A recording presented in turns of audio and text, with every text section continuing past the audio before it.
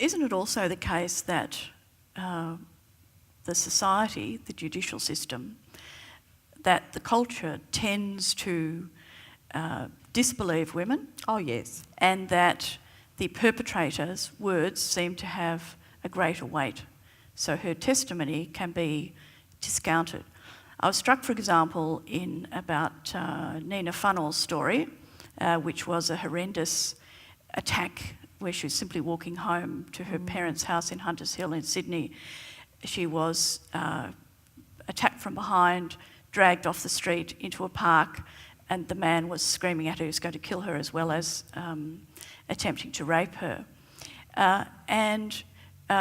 First of all, she froze. And that's a very common experience. Almost all the women in the book say they froze. Right. So I actually think this is really important to think about, because new research has just come out showing, it's a Swedish study, of 300 women who came to a sexual assault clinic within a month. So they were carefully looking at those, not reconstructed memories, but very fresh memories. And of them, 70% experienced what they called involuntary paralysis. So it's more than just, like we talk about freezing, but actually it's more than that. These women felt they were unable to have a voice, to voice. They were unable to scream. They were unable to move.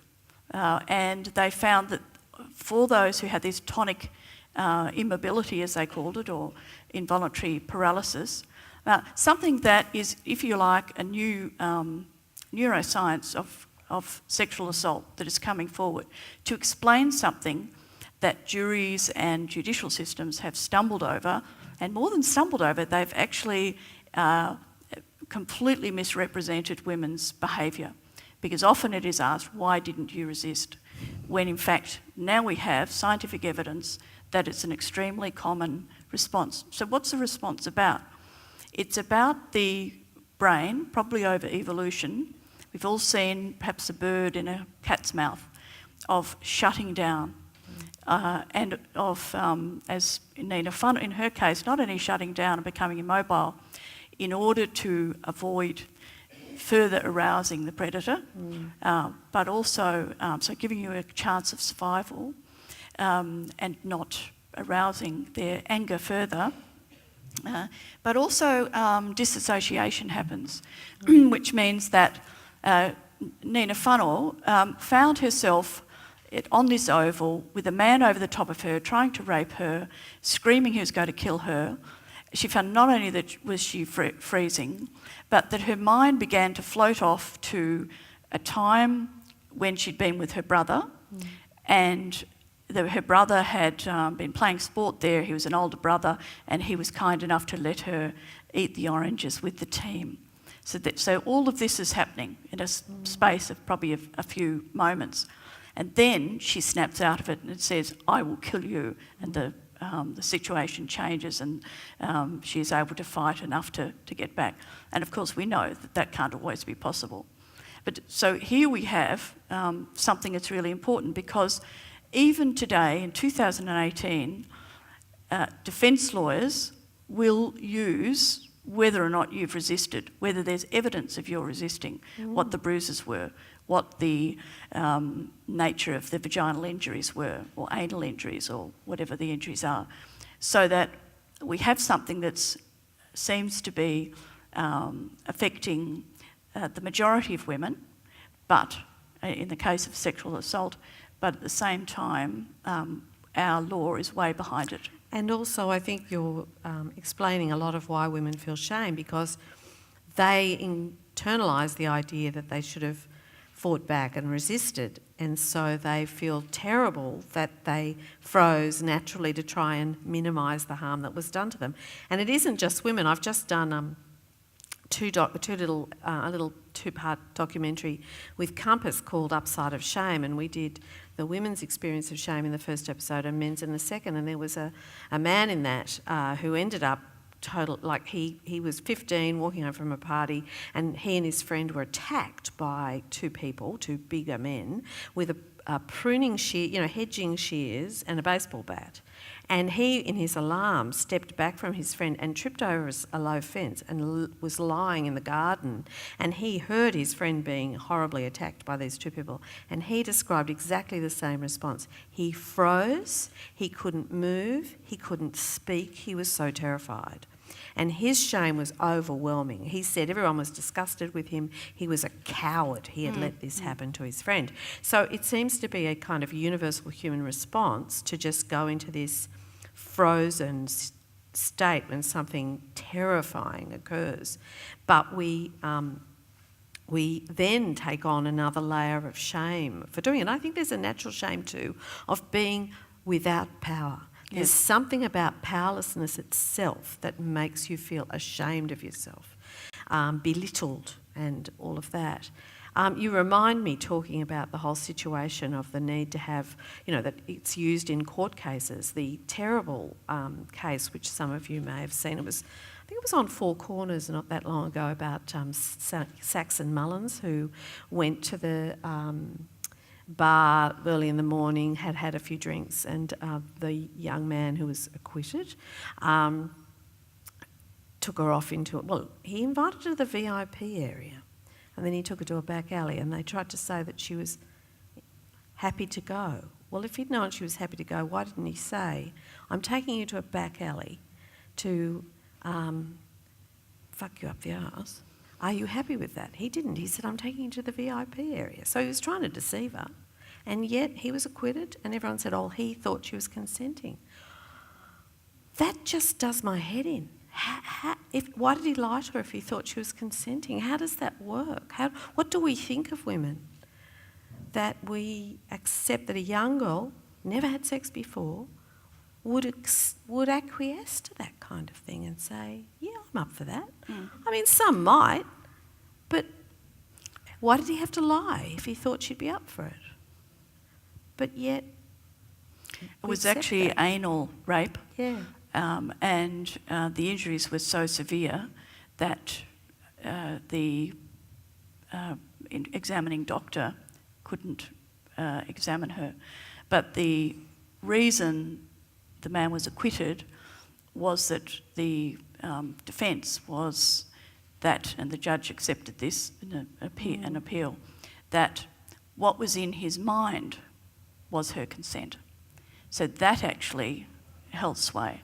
So what was in his mind? Now I have to just intercede here about what was in his mind, because in the course of my book on narcissism, a chapter that interestingly amongst all the chapters was the least talked about, which interested me, but it's called Others Exist for Me, and it's about sexual abuse, sexual assault and rape. And in it, it's clear that men who are more narcissistic and who buy into more patriarchal thinking, but also into rape myths, are more likely to commit sexual aggression. But also men who are more narcissistic have quite extreme cognitive distortions about women's behaviour. Right. If you go all the way through to a rape with violence, just to give you one example, a rapist who was convicted who had raped a woman after tying her up and gagging her, believed that she had consented while she was still tied up. And case after case after case, you see these extreme self-serving cognitive distortions. So in this very recent case in the New South Wales, we are having a judge accept the idea that he thinks the woman is consenting. She actually said when he got her in the lane and not the VIP lounge, no. So she tried to resist. And then my surmise is that she froze. Yeah. So tell me what your feelings after publishing this book and then seeing this sudden movement and the tsunami of cases which were coming forward and women suddenly speaking in one voice.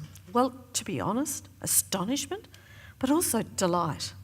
It did feel like suddenly an entire gender had thrown off a weight of undeserved shame and had gone from feeling disempowered and depressed and very self-critical about what had happened to accessing anger. And I'm sorry to be delighted that women are angry, but I am delighted because anger is energising, anger is powerful, and anger is protective. It's a protective emotion because when you get angry, you're really drawing a boundary. You're saying, that is as much as I'm prepared to take. So I felt that going from this feeling of, I'm so ashamed, I must never tell anyone, I've got to keep it a secret, to basically, I'm mad as hell and I'm going to tell everyone, was a really positive development. The other thing I felt strongly was that secrecy, keeping it quiet, makes the world safer for perpetrators. Because if perpetrators are aware that women won't tell, then that makes it a pretty safe thing to indulge yourself if you're that way inclined. However, now perpetrators, those who would be perpetrators or have been perpetrators in the past, are on notice that it's much riskier now. So speaking up makes the world safer for the vulnerable. And that delighted me that we had and it delighted me for two reasons, not just because it makes women safer, but I've got a 2.5-year-old grandson who's the light of my life. He's an absolute joy and delight. And I looked at him and I thought, I don't want you to grow up in a world where you are tacitly encouraged to become a predator or to turn a blind eye. Because it's one thing to have, I've got a granddaughter as well, it's one thing to have, a daughter or granddaughter become a victim of this kind of thing. But can you imagine how it would feel to be the parent of someone who behaved like that? So I like the idea that we've actually put men and boys on notice that this behaviour is not acceptable and made it harder. So what about the claim in the wake of the Brett Kavanaugh case from Donald Trump that America is now a place unsafe for young men because they're going to be accused and are being accused willy-nilly? So to speak. Yes, so to speak. I guess one of the things about the Kavanaugh case, which ended in the end so badly for a very brave woman, Christine Blasey Ford. For all women, given what I think Kavanaugh's going to end up doing. So with that particular case, because it was refracted through the Republicans and the Democrats, so it got caught up in the whole kind of tribalism. I think it's worth bringing forward that those who supported Kavanaugh, the conservative side of politics, raised something which many people worry about and think about, which is if the accusations are going to be made in social media, what about what we call due process and what about the presumption of innocence until proven guilty?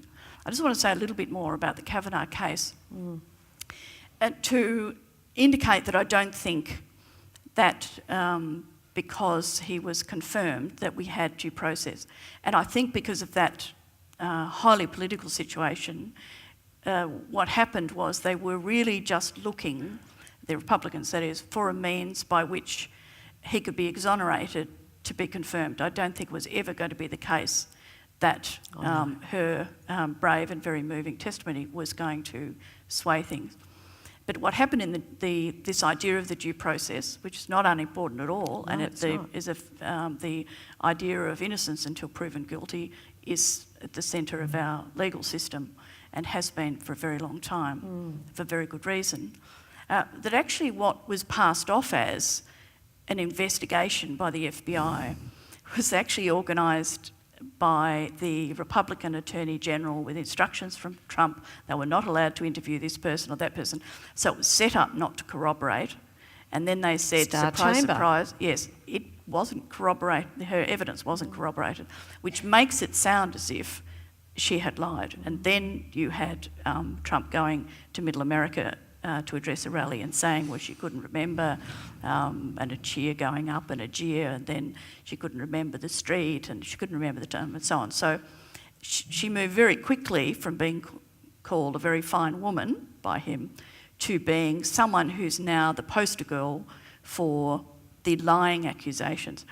In reality, if we move from the Kavanagh case to Australia, women are 44 times more likely not to report an attempted rape rather than report it. And the numbers of cases which are actually taken through successfully to conviction are tiny. They drop off at the committal hearing and they drop off in large numbers at the indictment. And it is still possible, even with law reform, there's been a lot of efforts at law reform, it is still possible for a woman, as happened in 2014, to have pictures of her underwear being shown in the trial. And the fact that she was wearing pretty underwear meant that she was more likely. And someone who'd been raped and was traumatised by it was asked whether she was moaning with pleasure and so on. So there's still this extremely aggressive adversarial system. And then the person who was in that case acquitted, he was shortly thereafter accused and convicted of a rape. There's one more thing that we know through the kind of data collection that is now occurring, and that is that it seems to be the case that often a predator is not only guilty of assaulting one woman, but that it happens that they have multiple victims. So it's extremely important to allow the kind of law reform, the kind of, so I guess what I'm saying is all the palaver about due process, can we please have due process such that women's voices in the courtroom are actually heard in a fair and just way? Absolutely, and I think the thing is, I'm a great believer in the principle of innocent till proven guilty, but it seems that in sexual assault cases, women are seen as guilty until proven innocent. In other words, the assumption is that she's lying automatically, and it is incredibly problematic. From my point of view, I don't think Christine Blasey Ford would ever have gone out and tried to accuse Kavanagh unless he'd been standing to serve on the Supreme Court. And she wasn't actually accusing him of criminal behaviour. I mean, it was borderline criminal, I suppose, what he did. It was assault, but it wasn't rape. Not that I want to get into the finer details of what is and what isn't.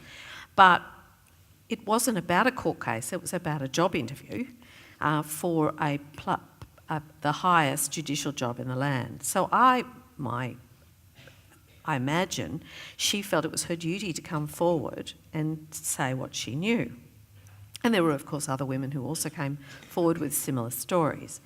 The thing about Donald Trump, I think, is that he is your narcissist. He's the narcissist par excellence. He's kind of like the king of narcissism. And it strikes me that the thing about Donald Trump, and unfortunately I'm seeing it more and more, particularly on the far right of politics, is what I call an epidemic of projection. So in other words, whenever Donald Trump makes an accusation, it's not an accusation, it's a confession. He's accusing others of doing what he himself is doing.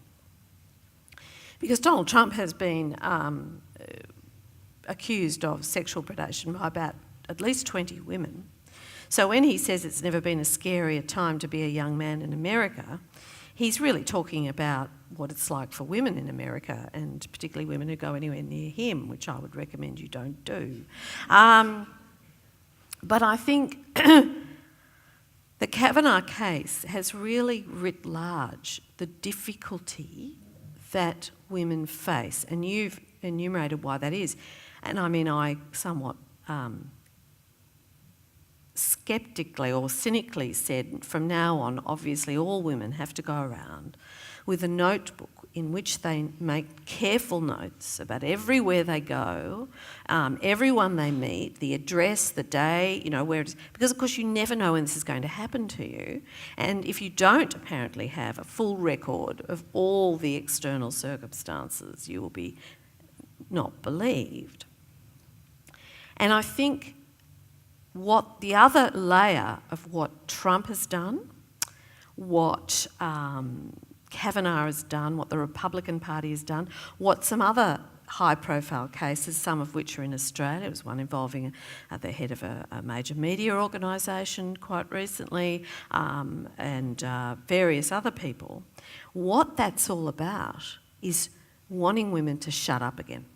It's an attempt to make women go back to the days of silence. So in other words, as women have spoken up, a whole lot of blokes who've behaved badly at various times have reeled back in horror and fear.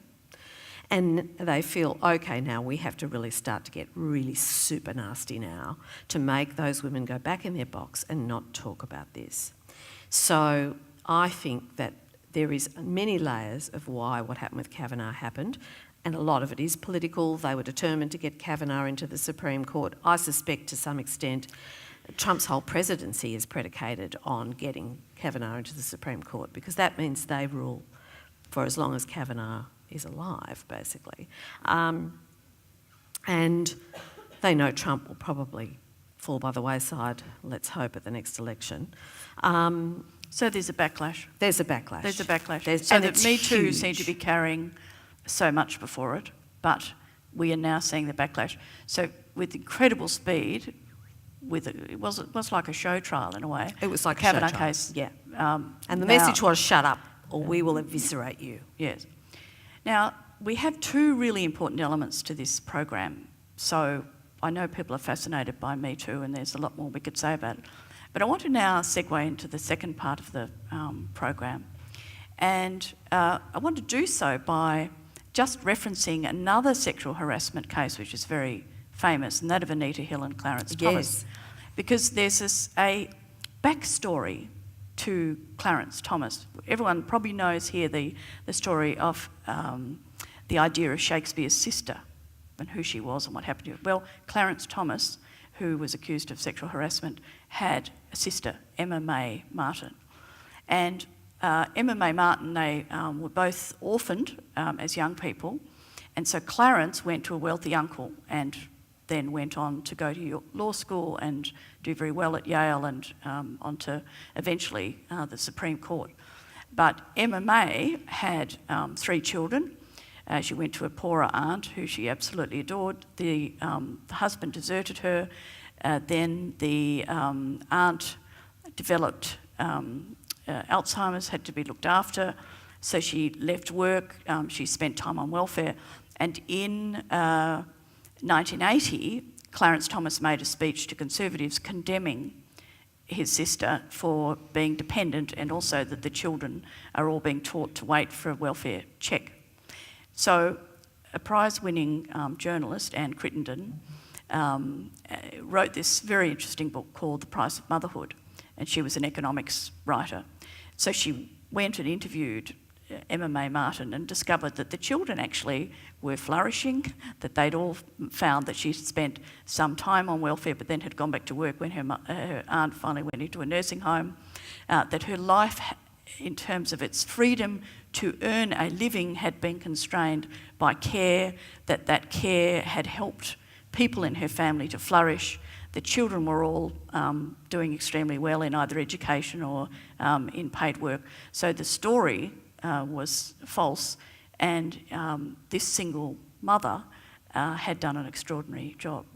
So I think sort of both of us at the same time have been growing increasingly concerned about what happens to partly older women, but also single mothers.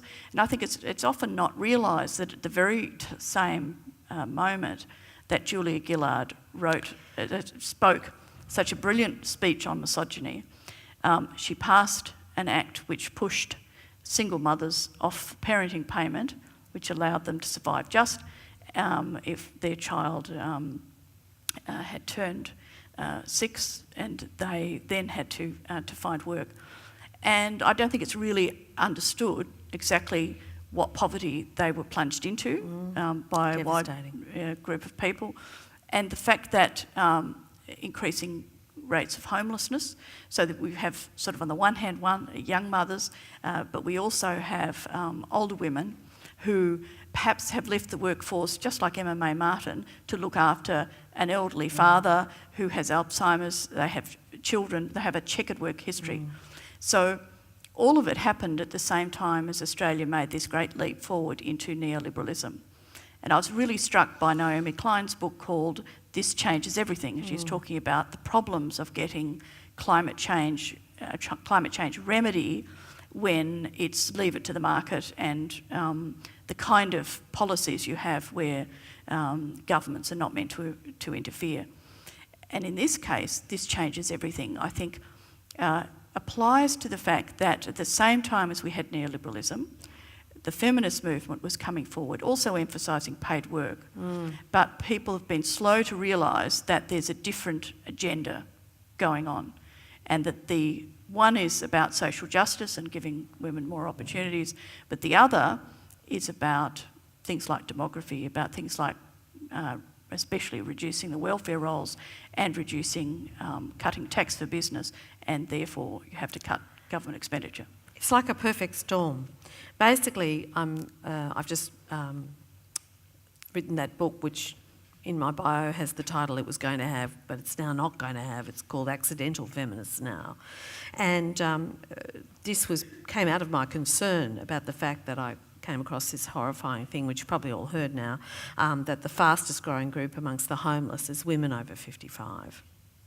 And basically, the typical story of why that occurs is that a woman of our age was brought up in one kind of generation as a child and young person, expecting that they would be looked after the way that women always had been. You'd work, you did your schooling.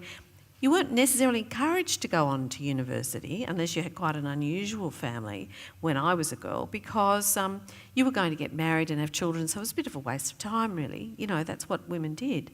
And so they didn't get high skills. They worked for a while, met some bloke, got married, had kids, meant to live happily ever after. Then, of course, the feminist revolution happened.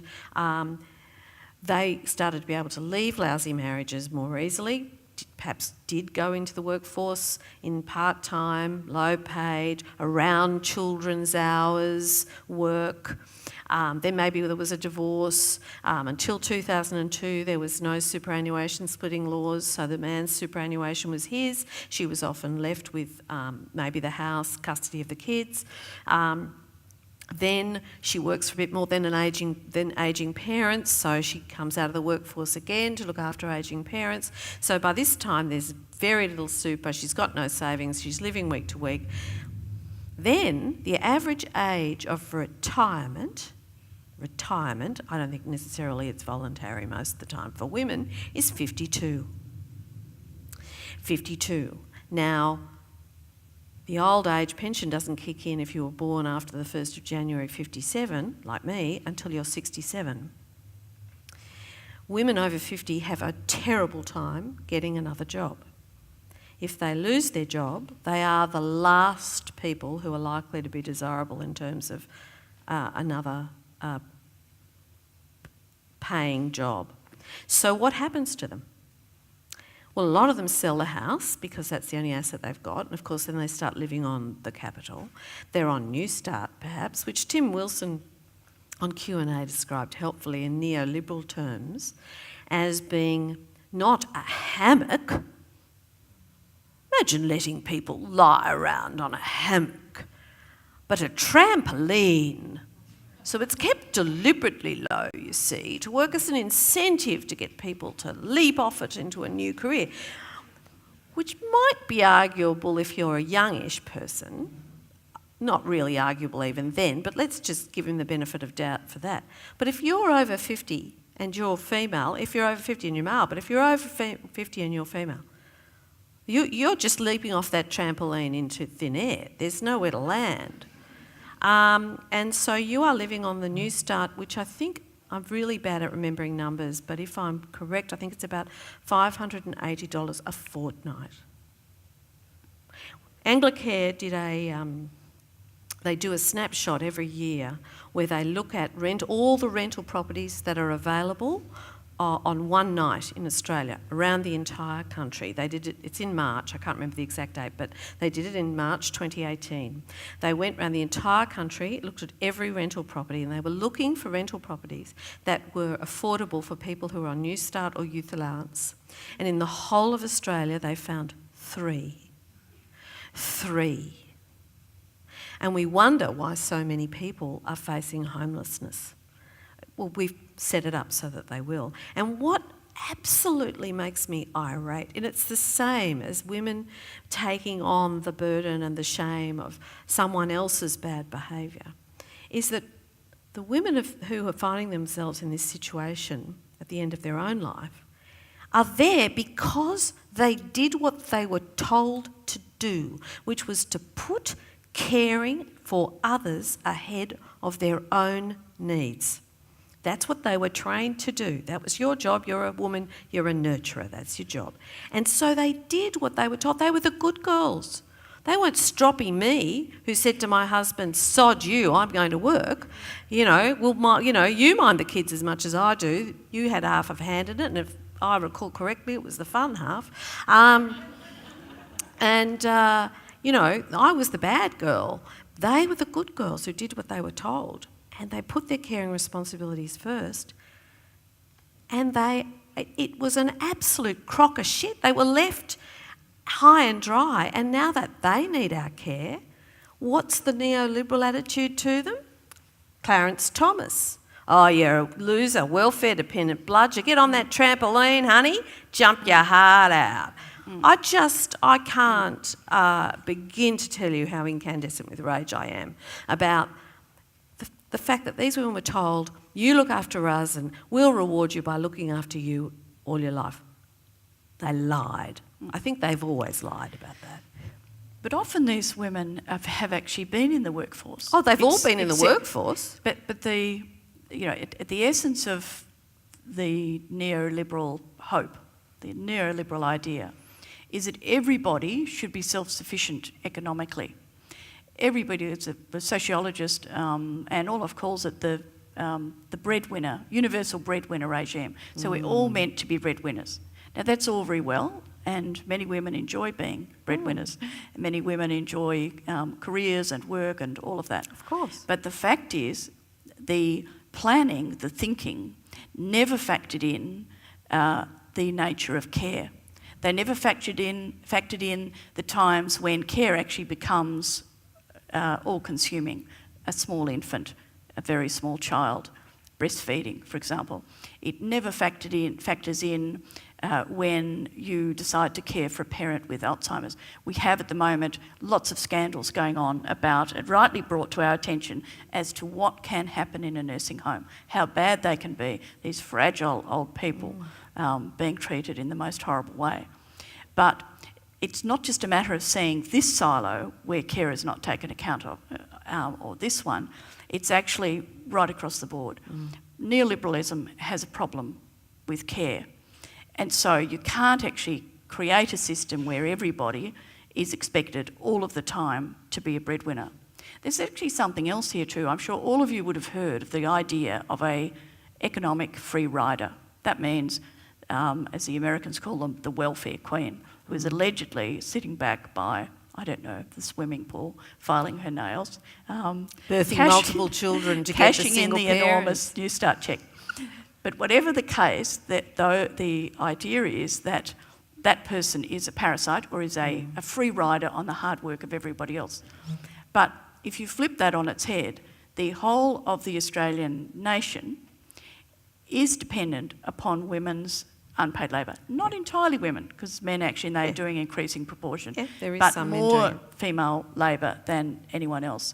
So just to give you an idea of the extraordinary wealth created by unpaid labour, it is more than 400 billion. One estimate put it at just under half, about 43% of the value of GDP. But in all government decisions, in the way we think about it, it is as if these women, because it is not counted as part of GDP, and that's the measure by which we do things, that they are doing nothing. So this mismeasurement of women's lives has a profound impact. It's not just that we missed the single mothers and didn't see what was happening. It's not just that we miss what is happening to older women. This is actually part of a systemic problem. One very fine feminist economist, Marilyn Waring, who wrote a seminal book called Counting for Nothing, What Men Value and What Women Are Worth, published overseas in the Northern Hemisphere as If Women Counted. But she calls it a system of applied patriarchy.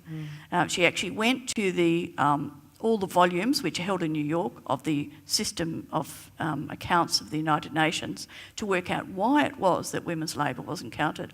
And she went through all the volumes and she found just one reference to it saying that it wasn't important. And when she, who had seen her grandmother and her mother and the women of her local community in New Zealand do so much essential labour for their families and the community, when she read that, she wept. But she then also wrote a really compelling account, a compelling account that's been taken up by the former French President Nicolas Sarkozy, and he, with Amartya Sen and Joseph Stiglitz and economist Fitoussi, a French economist, put together something very similar and said, actually it has to be counted because what we're doing is obliterating the contribution of families and of women, and they need to be counted. We've even stopped doing, since 2006, time use studies, which can, if we have, for example, a moment, as we did with Christian Porter when he was then the Social Services Minister, saying about young people who are caring for parents with a mental illness, that they're going to force the taxpayer to support them to the tune of $500,000 over a lifetime. In fact, if the person who they are caring for on a daily basis, perhaps earning $8 a day, is transferred to an institution, you're talking about $80,000 a year, far more than over a lifetime. That's right. So that the sense that these people are doing nothing has entered the lexicon, has entered the perception. It's extremely distorting, it's unjust, but also has these profound Implications, yeah. economic consequences.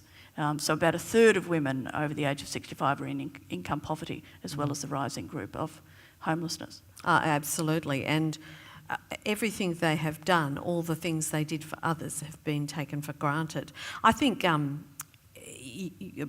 I read your essay about Marilyn Waring, and I included some of the things you wrote in there in the book, and what struck me was that breastfeeding, for example, adds nothing to GDP. It's not counted as having any economic value at all, whereas formula that's a good tick. And I suddenly realised why Donald Trump had refused to endorse breastfeeding in the United Nations, because it's not of any economic use whatsoever, apparently, although it does actually feed and sustain the next generation of taxpayers.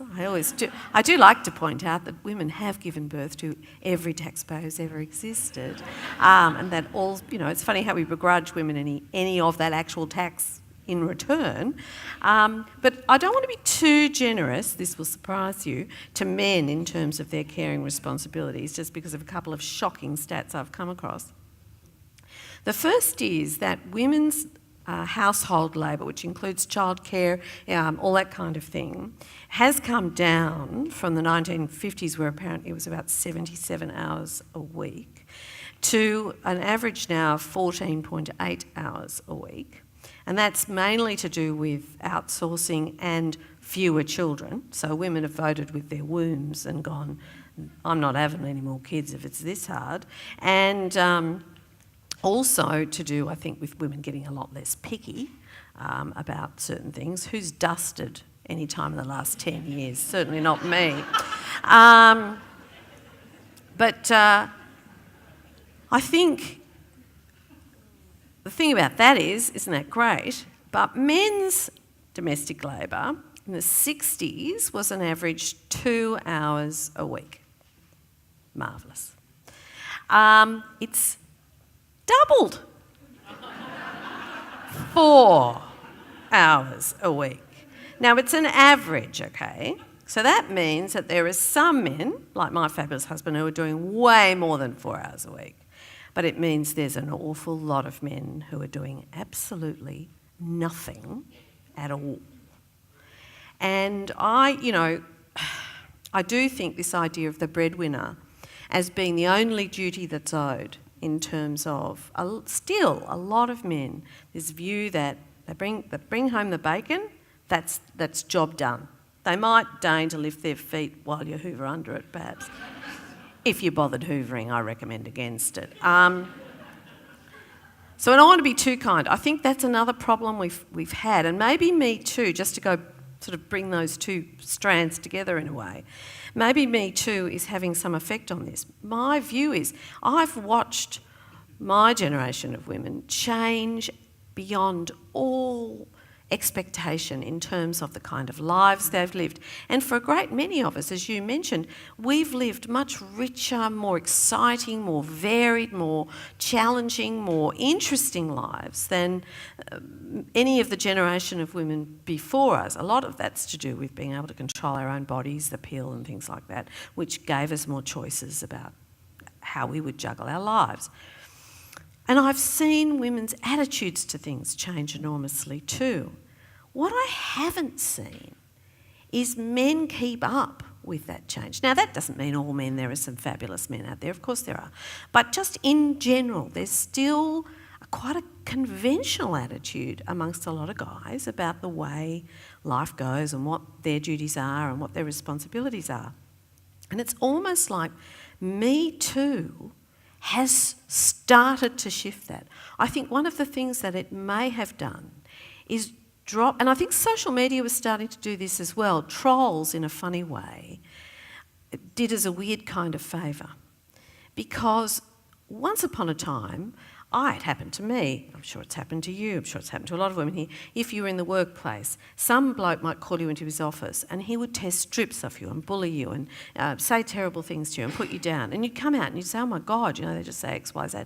People would go, you're exaggerating, couldn't possibly be as bad as that. But it was as bad as that. And so you, again, internalised it and thought, maybe I overreacted. Now, of course, the men who would have done that get on social media and they do it in front of the world. They do that sexualised, insulting, Alan Jones and Peter V'landys to Louise Heron, just in the last few days, that speaking down to, belittling, who do you think you are, not letting them get a word in edgewise, the absolute assumption that they are, intrinsically know more about the world. A sense of entitlement. A sense of entitlement. And we're seeing that. And I think a lot of men of goodwill are having to see that as well. And I think Me Too has made a lot of men of goodwill go, holy shit. You spoke of Nina Fennell before. She does a wonderful exercise. She does a lot of work with, I'm not sure how well it's going, with the rugby league on helping them with their attitudes to women and trying to get rid of the terrible reputation that a lot of those players have. And one of the things she does with these young interns, they bring in the young men with talent as rugby league players, is she runs an exercise where she asks them to put on the board everything they do to keep themselves safe from every day to keep themselves safe from sexual assault. And all the young men go, what are you talking about? Nothing. And then she invites the women in the office to come in and she says to them, what do you do every day to keep yourself safe from sexual assault? And the women fill the board in a few minutes with, I walk down a dark street with my keys between my fingernails, my fingers poking outwards. I always check the back seat, all those things Tanya Plibersek talked about. I check where I'm going and how far away the parking is. I double check all the locks if my husband's away. They fill the board in 10 minutes and the men are left with their mouths hanging open.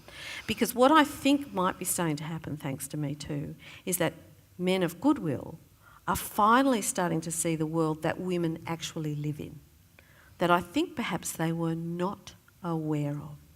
And I'm hopeful, because we can't have half a revolution. You know, we talk about this as the unfinished movement. We can't finish it until we actually bring the other half of the population, or at least a lot of them, along with us to recognise that there are enormous benefits in this for both men and women.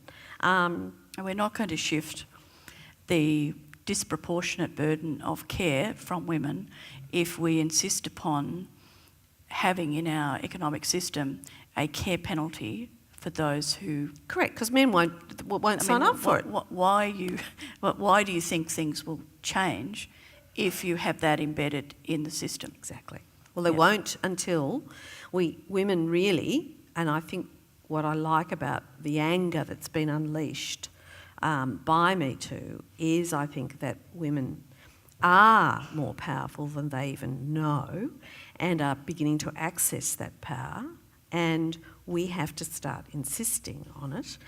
And there is another thing that is occurring, and that is an enormous transfer of wealth. So we have this really weird dichotomy about older women where far too many older women are paying a huge price for the lack of planning and the fact that we haven't factored care in as anything to do with, even being really real. But there's also another group of more fortunate women, perhaps, who have not found themselves in that situation, and it's estimated there's something like $22 trillion about to be transferred in wealth from one generation to the next, and most of it is going to women. Now, the thing about that is, and these are women, because the other thing about the women over 55 is that they're the first generation, they're revolutionary, first generation ever in the history of the world to have mostly worked for money for most of their lives.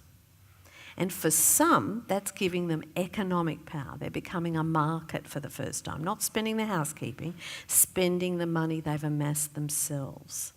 So there's this weird kind of, the inequality is within women as well as it is in the rest of society.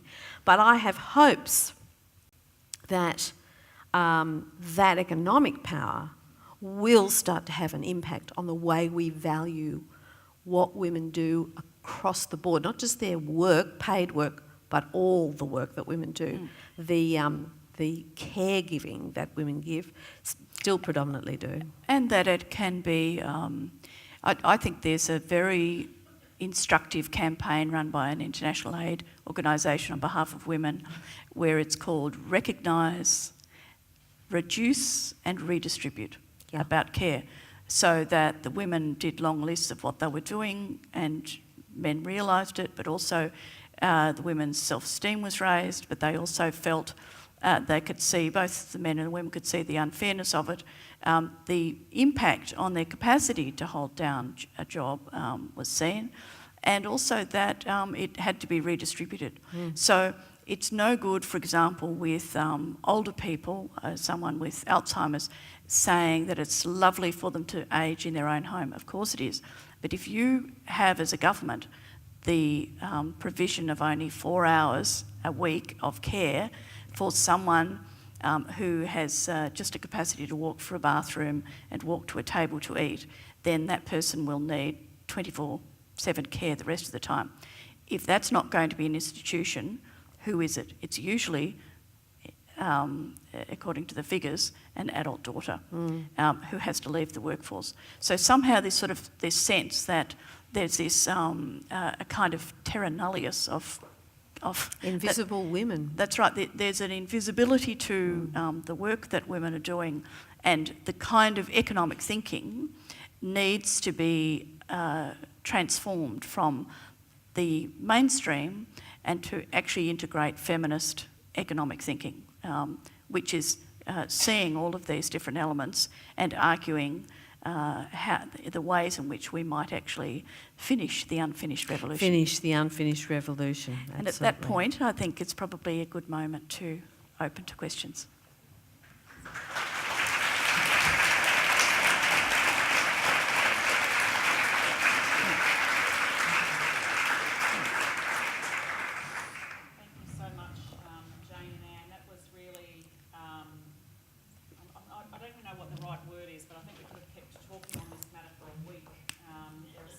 issues raised in what you've both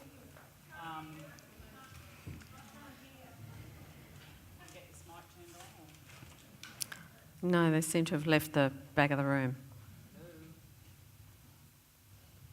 They've gone home to do the dusting. If only. No, that's not on either. Oh, was it? This one? Hello? We lost our sound. Lost the sound guy. Can you yell? Oh, hang on, there he is in the blue shirt. I can yell if need be. I'm good yelling. Teenage children. Try now. Try now, he's just turned it on, I think. No. Better? No. All right, look, let's, I'll try and summarise. So I just want to say thank you so much. We've already recognised the discussion here. I feel like the discussion could have gone for a week, possibly a year. I think there are so many issues that have been touched on, and it's really been great. It's really been great to hear it. We've now got an opportunity for questions. We've got about 20 minutes. I will ask for, assuming the mics work, that if you want to ask a question, raise your hand and we'll get a mic to you, assuming they work. And it is important to talk into the mic for the recording so that we can capture this, which we are doing, and we'll podcast and put online. I'd also ask if you've got a question to limit the statement that you would like to make beforehand. I know no one in this room would do it, but I have been at other forums where people want to give an equal dissertation themselves. And while we'd love to do that, it does limit the opportunity for questions. So I'm going to ask that if you've got a question, try and limit it to that question, and then we can have discussion after the session about matters that you might want to raise. So can we start with anyone who has a question? Very hard to see you. It's better low.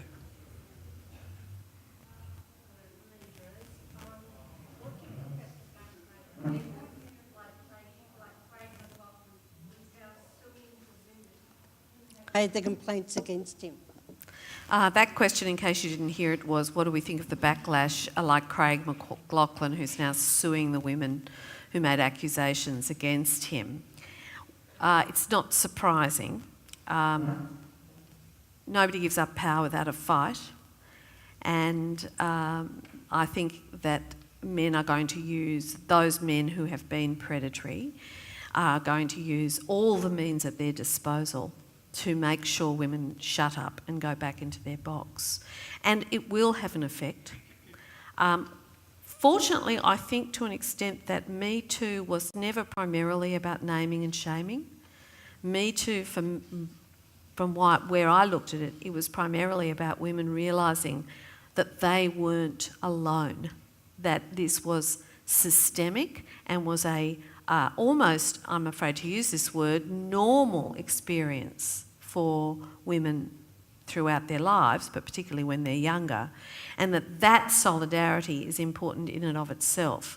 There will be, and there already is, a really awful backlash, and women do need to think very carefully about what they're doing, but they always have. I mean, we've got to remember with Bill Cosby, for example, 60 women over decades told their story about Bill Cosby, and they were very similar stories, and they were just dismissed, and, you know, he was acquitted, I think, at least once, and only just now has he been convicted of drugging women into unconsciousness and then sexually assaulting them. So I don't know that it's all that different, but the ante is being amped up because men feel so, predatory men are terrified. Thank you. We've got a question over on this side in the middle. Thanks. Good evening. My name is Ruth. Thank you very much for your time and intellect this evening. On the topic of the unfinished revolution, given that this is a power struggle, will our revolution ever be finished? Good point. Well, what I think is that although there's been all kinds of strides and progress, the sort of triumphalist rhetoric around women and how much progress we've made and equality is in far in excess of what the reality is. So we really need to recognise where there are still great barriers, and there does need to be not just, we need to make sure that Me Too is not just a moment, but a movement, and is it translated into action. So, and ditto with the question of care and older women, single mothers, people with a child with a disability. All of that actually has to start like Me Too, entering centre stage. And we need to have quite new, sorry, I'm being attacked by a wasp. It's Donald Trump. Yeah, clearly sent by the forces of opposition. But I think there are moments in history where there is a kind of moral quickening. We suddenly become more sensitive to things that have been going on for a long time, and in a way, because they are so commonplace, it's as if they're invisible to us. I can think of the way people used to think about Indigenous Australians. I can think about the ways in which we have been unaware for a long time about climate change. But there can be a moral quickening around an issue, and this is a moment, it seems to me, of moral quickening. And in those moments, there is far greater possibility for progress, and it requires a lot of common feeling, a lot of solidarity. It enables women who are able to look across at others and see that their situation is actually very similar, and to be able to work out ways to act upon it. Do you want to add to that? Well, yeah, I love the idea of the moral quickening. In the book I've written, I think of a really clear example of how something changes all of a sudden and we were completely unaware of it. And my favourite example of how we just never even thought about how we were treating women and limiting what they could do is, does everyone know the 7 Up series of films by Michael Apted? And in that very first series, which was made in 1964, they chose 14 7-year-olds in Britain, 10 boys and 4 girls. And that was because the attitude was nothing interesting ever happens to women. Their lives are the same, they're immutable. Their life is they marry someone and they have children. And if their life's interesting, it's because of who they marry, not because of who they are.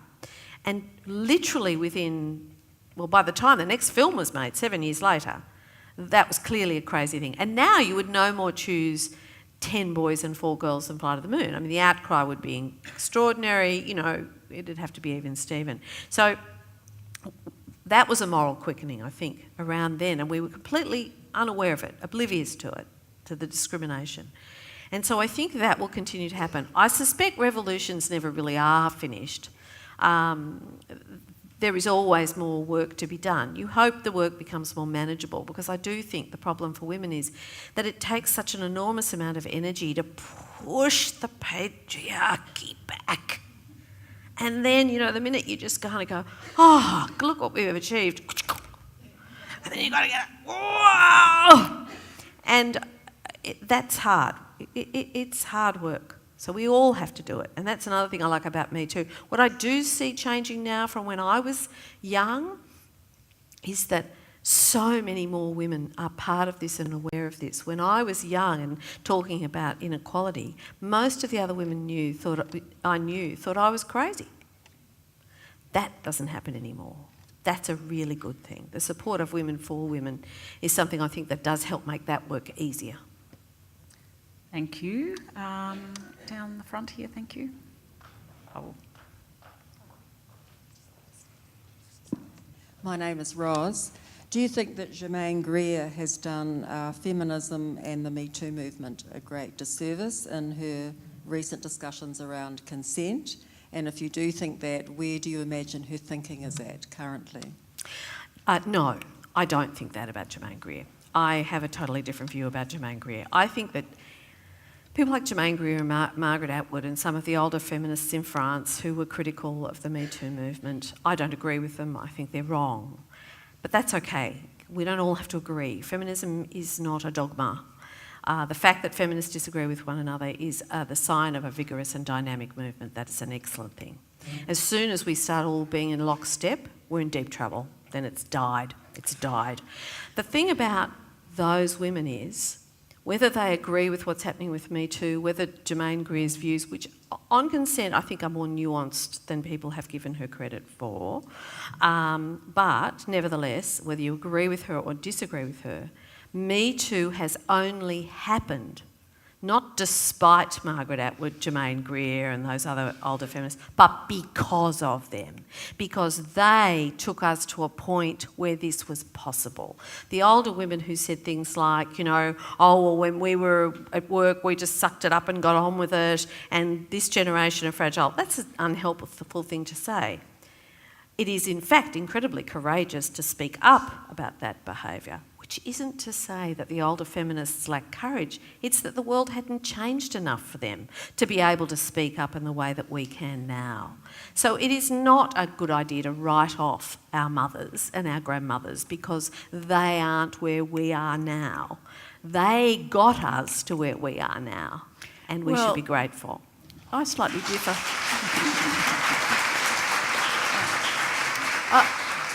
Look, I think the problem of that is that particularly younger women, but even someone of my age, may really take exception to some of the things she said. So on Q&A that a rapist is like a huntsman spider and was just idiotic. There have been numbers of statements which have diminished sexual assault. I like a lot of her work. I've read it very closely.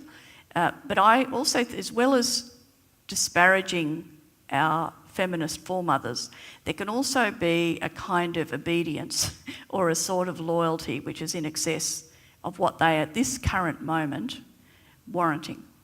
And so, wait, I haven't finished. I have not finished on the subject of Germaine Greer. Looking at her comments, which are sort of sound bites, and I know she is an agent provocateur. I know that she likes attention, so she's saying those things. But the fact is, if they're in the mouth of a man, we really react. So why are we so indulgent? So that's, wait, I haven't finished. Okay. I thought you were asking me a question. No, that's a rhetorical question. Okay. The second thing I would like to say before I finish is that her book on rape is actually a lot more nuanced. So I read that because I always like to do more than just read the sound bites. I still can't forgive her for the comments she made about sexual assault because they're so insensitive to survivors of sexual assault. I cannot see that we have had a Royal Commission over 5 years making us more sensitised as to how we should speak and how we should relate to people who have been our adult survivors of child sexual assault. And here we are having a feminist speak in insensitive ways. But the book itself on rape has some really interesting points. For example, that one sexual predator is likely to be guilty of a number of different crimes. This incredibly vexed problem of how you translate into law and conviction the one word, his word against hers. And actually, perhaps the most important contribution, I wasn't there, but someone gave a very interesting rendition of her speech here in Melbourne. And what they said to me was that she was talking about sexuality, human sexuality in a really interesting way. And we've been talking about the horrors of sexual abuse and sexual assault. But there's another way of looking at it, which was the Liberation Project. And I'm old enough to remember what the Liberation Project was. And actually, I think there we should be able to listen to not only what she's saying, but this idea. And that's this: what are not just the negatives, what we don't want, but the human possibilities of tenderness, of eroticism, with tenderness, of respect, and of intimacy. And somehow in the dating apps and in the hookups and in the ubiquitous sexual assault, in the social media pylons, that there's something that has gone out of that as a possibility. There is a desolation in all of it. So, I think that she's a thinker to be taken seriously, but I don't like people's submission before her because she's a celebrity. I wouldn't disagree with anything you just said, but Germaine has always said things that I thought were outrageous and outlandish, and I disagree with a great deal of what she says. But I still think that all those women who did that work back then, you don't have to agree with everything they say, but nor do you bow down in obedience or submission, but credit to them for getting us to where we are now. That's all I'd say. Agreed. But I also think you've got to allow younger women to come forward and Of course. to find their How own could I voice, stop them? and to actually get pretty angry with their mothers. Oh, well, and indeed they will. They will. That is the job of a daughter, to get angry with your mother. And we will continue, and we mothers will wearily continue to love them, regardless. I'm going to pass here. We've got a young lady who's been waiting quite some time. So, in terms of bringing men along with us in the revolution, how much of that onus should be on women, and how do we assure men that feminism is for them and for us and for everybody without actually adding to that labour of women that we just discussed in terms of educating them and convincing them? Male suicide in various... I don't know if anyone saw the reports of male suicide in the construction industry, which is very high. Then there was another report on the same night, I think, of a silicon lung disease. If you look at the fallout of certain sorts of male labour, and if you look at a lot of the stories on that particular night seem to be about the inexpressiveness of men and the buttoning up of feeling, and the inability to do what women do in the way that they often will share experience. You slide into the seat on a plane and you're over the second birth story by the time you've hit the time you're plateauing. So there's something about the way we tell men to do being male that is hardly helpful.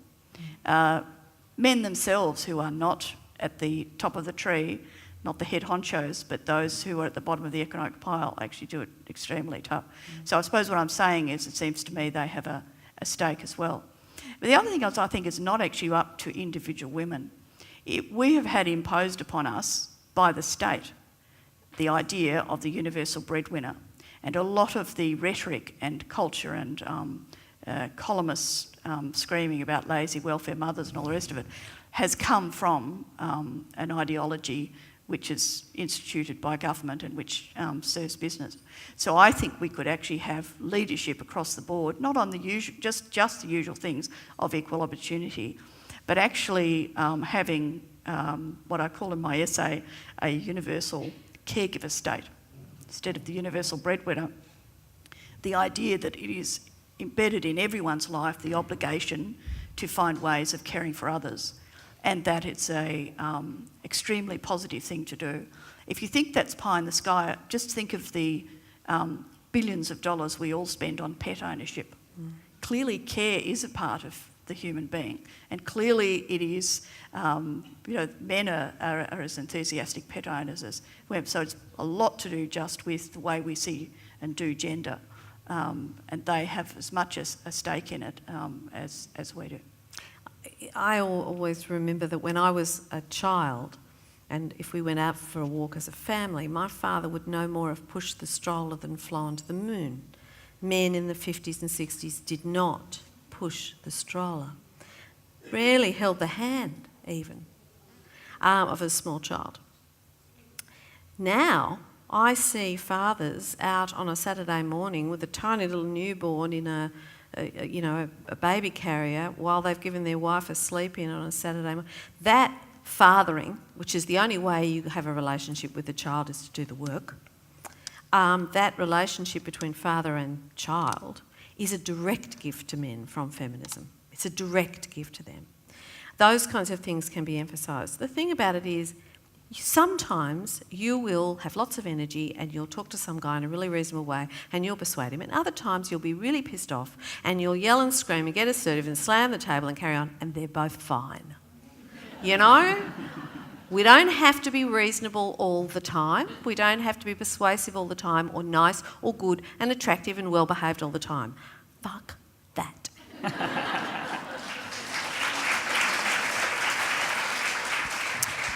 Okay, I've got time for one more question, and I've got a lady down the front here. As I said, we could go all week on this topic, I think. Yeah. Do you think that neoliberalism has hijacked sort of mainstream feminism in putting all the onus on leaving the house and paid work, and women who choose to stay at home have been sort of forgotten? And how can we combat that for people like me who has chose to stay home and raise my children, to not be in the position that the forgotten women of today are in? Do you have any suggestions? I would just say that if my mother was here, and she's 87, and she was at home with small children in the 50s and 60s, she would say to you, there was never a time when women at home were not forgotten and ignored. That's the myth the Conservatives have told us, that feminism forgot about women at home. Talking to women who were at home back then, pre-feminism or current wave of feminism, they say, no.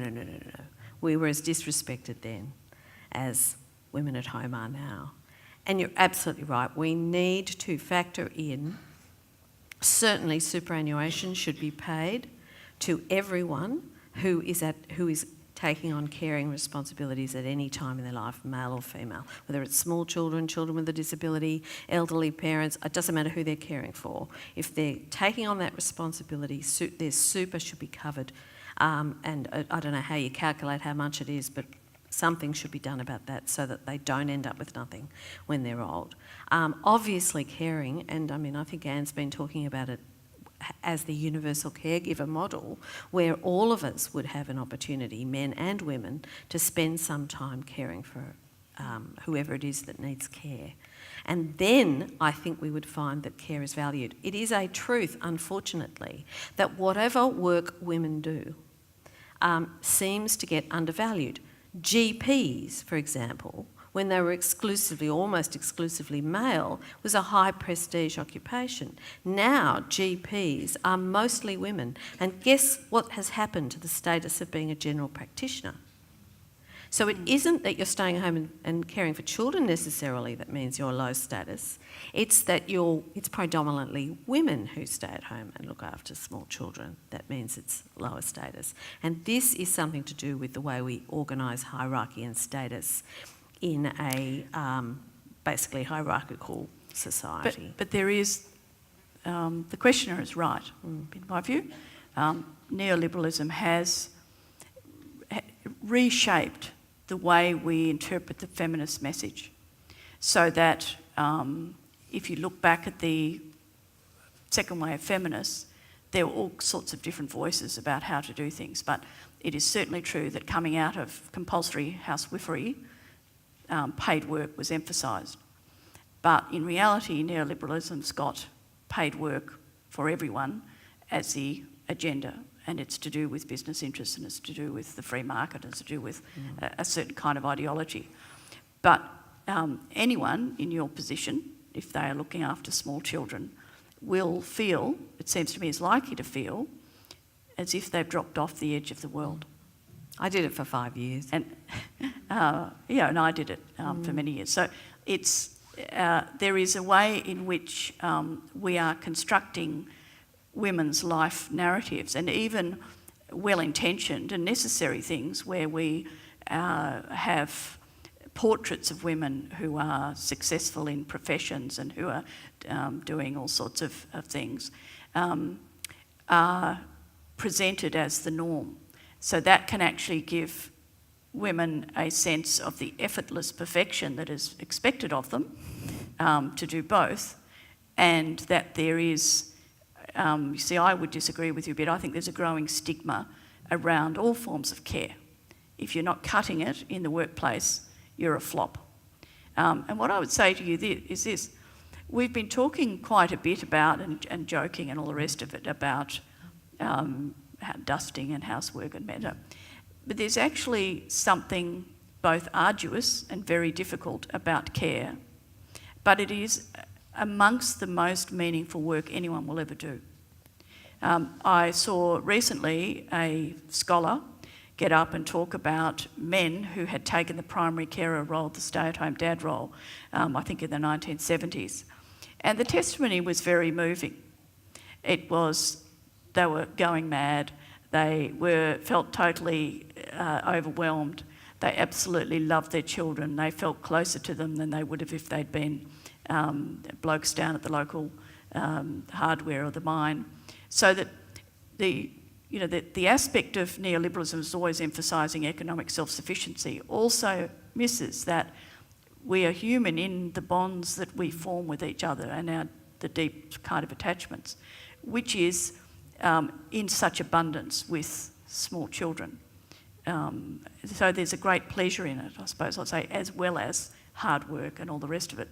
And it's actually up to the rest of the society to care for the caregivers.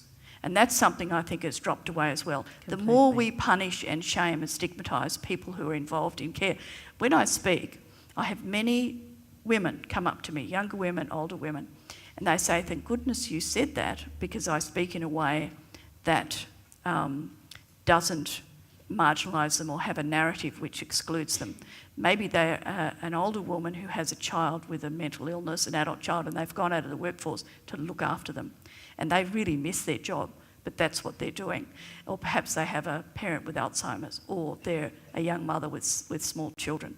So there's a way in which we need to really push back, not just at the patriarchy, but actually at these noxious ways of thinking which diminish every human being, and to recognise that when people are doing care, they need economic looking after, but they also need kind of soul food. They need to be cared for and respected and nourished by the respect that we give them. It's Hillary Clinton's thing, isn't it?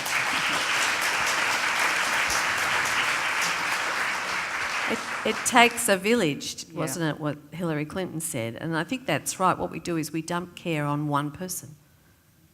And we say, right, that's your job. And it's often 24/7, 365 days a year, which is a job, it doesn't matter what the job was, no one can do that. No one can do that. I think one of the great ironies is the care professions are also gendered and the lowest paid. You've just reminded me of something. We have this schizophrenic view of women in care. So you're absolutely right. Neoliberalism doesn't value it in one way. It says, the career woman, the go-ahead, women on boards, blah, blah, blah, blah, blah. But at the same time, there's an organisation near where I live, and they have a slide in the cinema, and every time I see it, it's just the name of their organisation. It hits me like a slap, and it's called Dutiful Daughters. And it's a home care organisation. So there's this dismissal of the duty of care and sneering at it, but there's also this elevation and this commercialisation, but also this slap, because if daughters were really doing their duty, there'd be no need for the organisation called Dutiful Daughters. So it's like we're caught in this cleft stick where we're damned if we do and we're damned if we don't. So on that note, I think our upcoming Ideas in Society event, which is very much focused on social justice in the neoliberal age, might be something that you might all like to come along to, and feel free to come along yourselves. So that'll be presented by Dr. Cassandra Goldie and Father Frank Brennan on the 14th of November, and we really encourage you to come along to that, because these topics, the topics we've covered today and the others that we've covered in Ideas in Society, this is our society and we've got the opportunity to shape it, and debating ideas and talking about these issues is really critical, and that's why La Trobe University is involved and really keen to promote this kind of thing. So I wonder if you can join with me in thanking Anne and Jane for their fabulous gift this afternoon.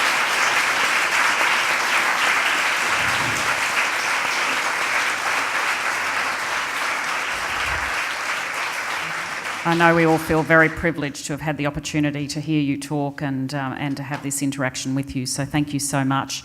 On your way out, please be sure to visit the readings table at the back. We've got both Anne and Jane's book, as well as a book from La Trobe University's Claire Wright entitled You Daughters of Freedom, the Australians Who Won the Vote and Inspired the World. And we encourage you all to have a look at those, and I understand you might be happy to sign a book or two. So do take advantage of that and take the advantage of talking to each other as well. Thank you so much for coming along and have a good evening.